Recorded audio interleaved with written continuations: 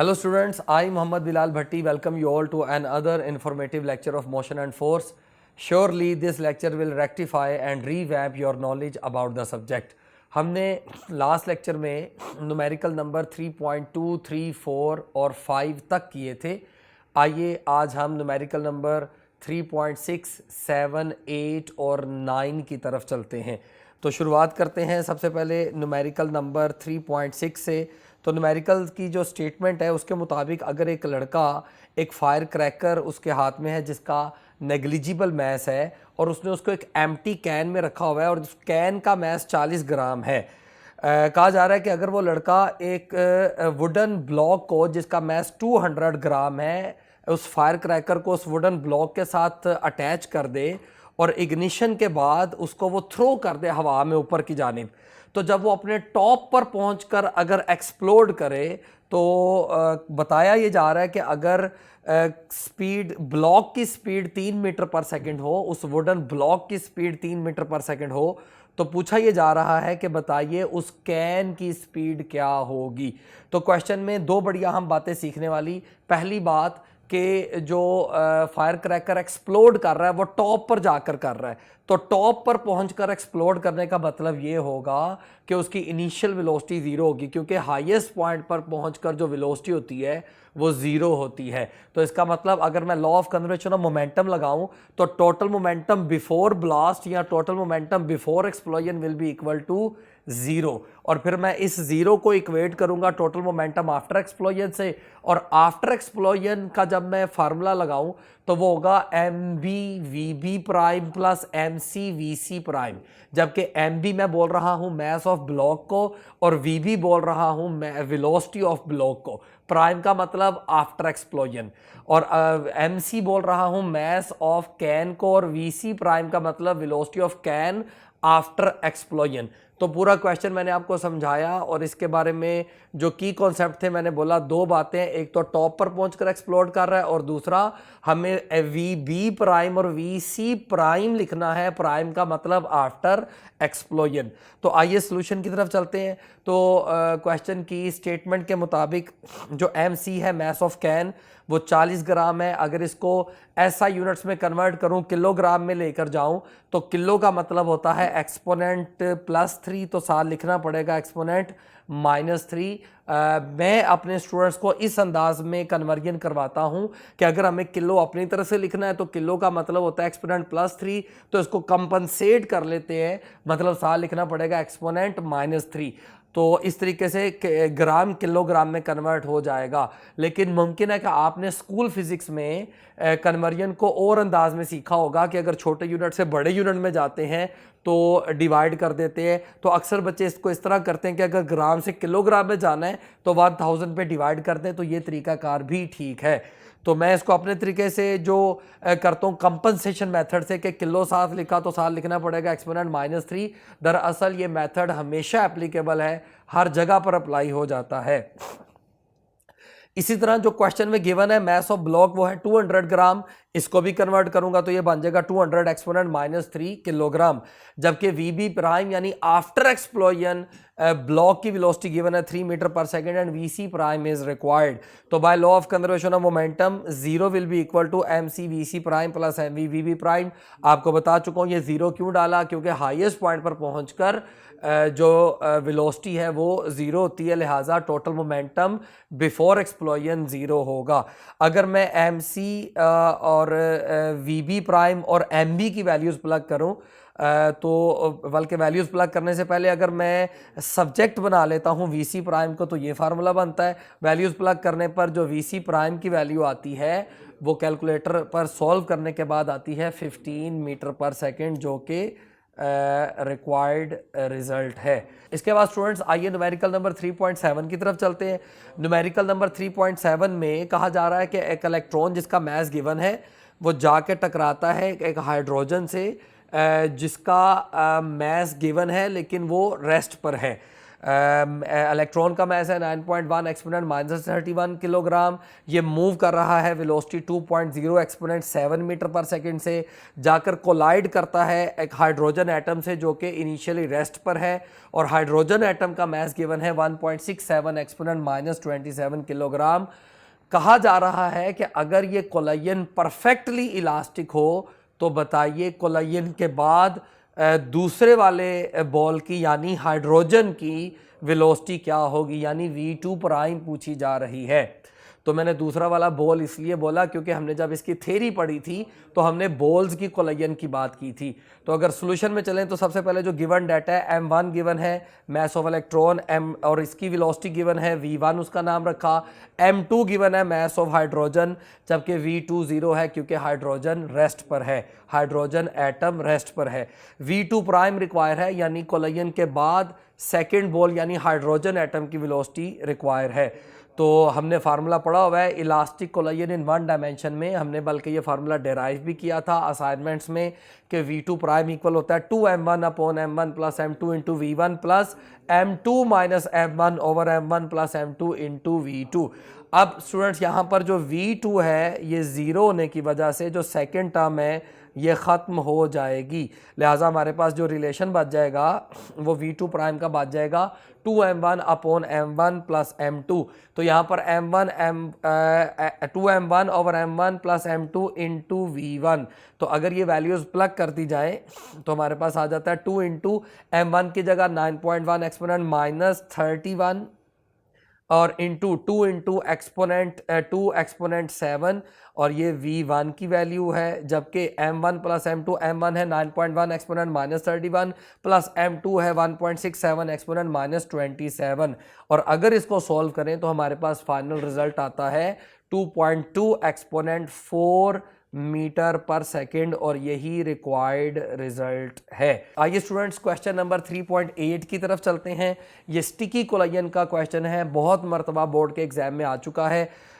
3.8 problem में कहा जा रहा है कि एक ट्रक मूव कर रहा है जिसका मैस है 2500 किलोग्राम, और वो जाकर एक कार से टकराता है जिस कार का मैस 1000 किलोग्राम है और कार इनिशियली रेस्ट पर है। तो पूछा ये जा रहा है कि अगर ये दोनों कोलायन के बाद स्टिकी मूव करना शुरू हो तो इनकी जो कॉमन वेलोसिटी है बताइए वो क्या होगी।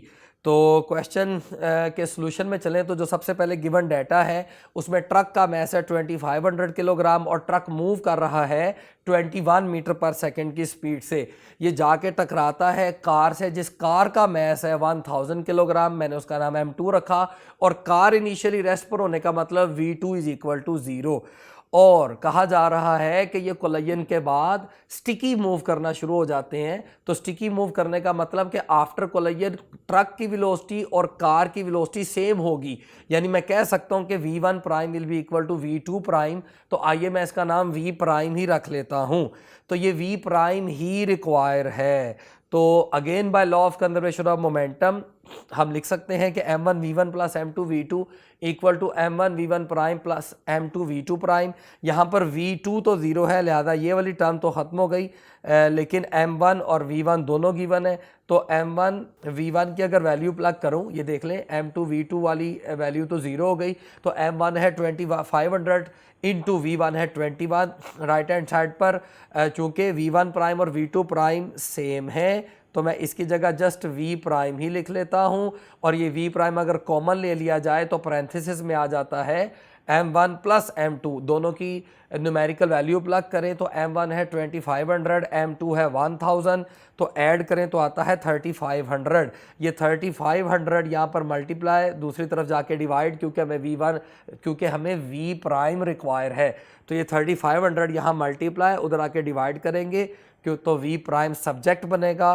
कैलकुलेटर पर सॉल्व करें तो जवाब आता है 15 मीटर पर सेकंड, और यही रिक्वायर्ड रिजल्ट है। तो स्टूडेंट्स आइए आज के इस लेक्चर के लास्ट न्यूमेरिकल की तरफ चलते हैं।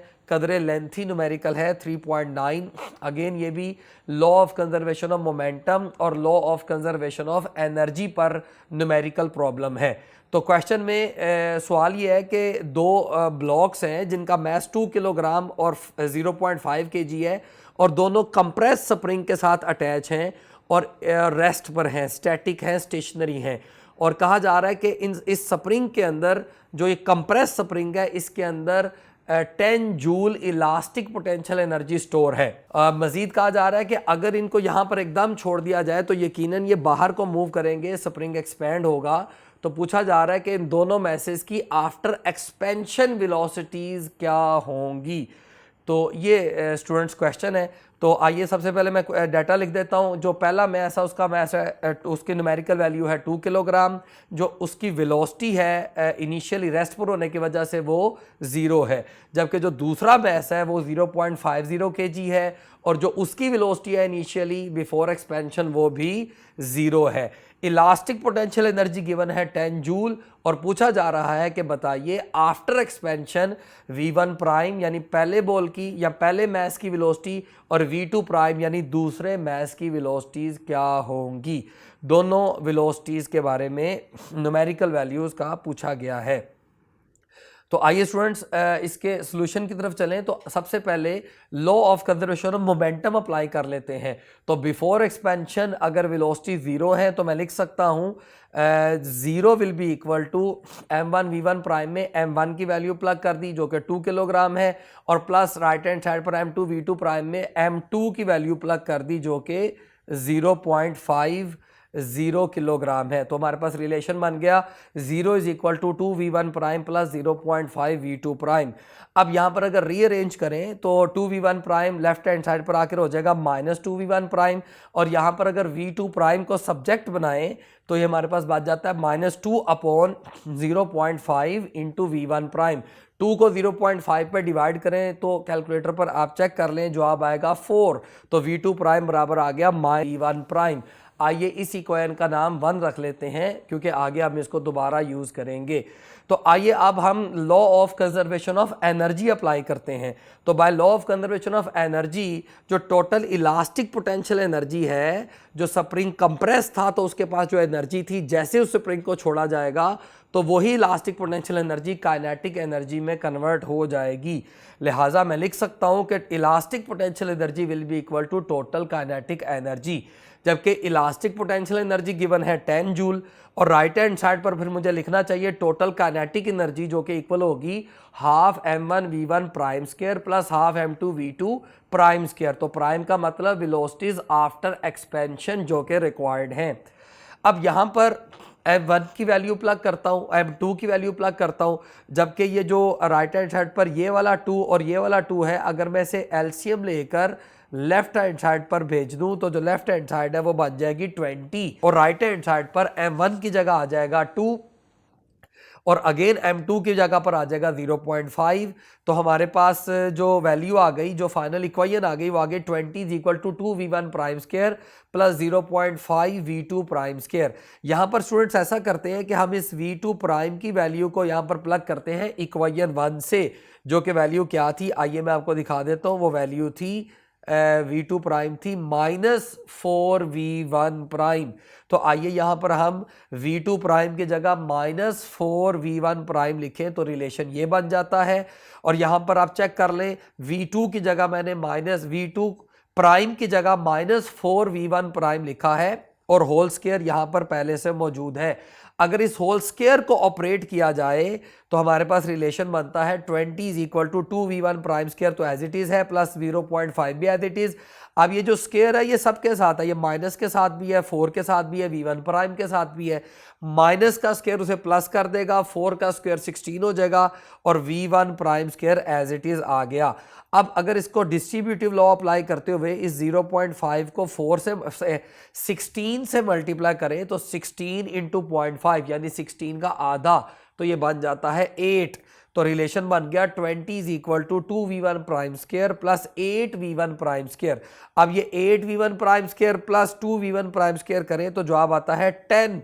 v1 प्राइम स्क्वायर, और यहाँ पर अगर v1 प्राइम स्क्वायर को सब्जेक्ट बनाए तो ये आता है 20/10 विच इज़ 2, और अगर आप बोथ साइड पर स्क्वायर रूट कर दें तो v1 प्राइम आ जाता है 1.4 मीटर पर सेकेंड। तो ये पहले मास की वेलोसिटी आ गई आफ्टर एक्सपेंशन, जो कि रिक्वायर्ड रिजल्ट है।